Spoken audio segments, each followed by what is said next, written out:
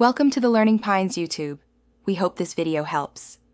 You begin by locking in composition and color relationships. Pick a canvas size and 300 dpi if you might print.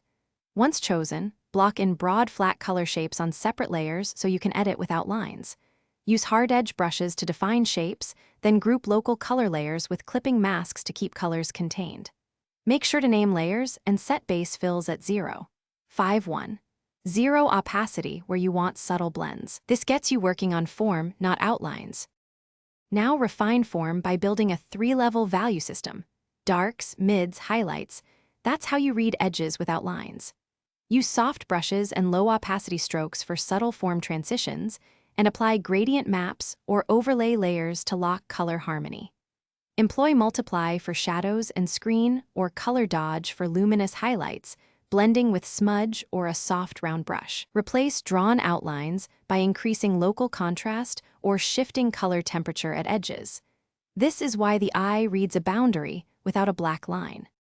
Finish by sharpening only the focal edges and adding tiny specular highlights to cell form. Texture overlays at low opacity give tactile feel.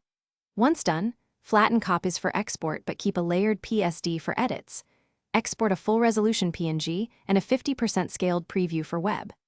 If something looks off, make sure to check contrast and color balance.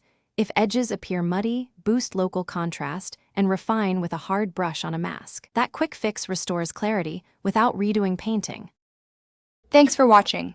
Consider subscribing if we helped you.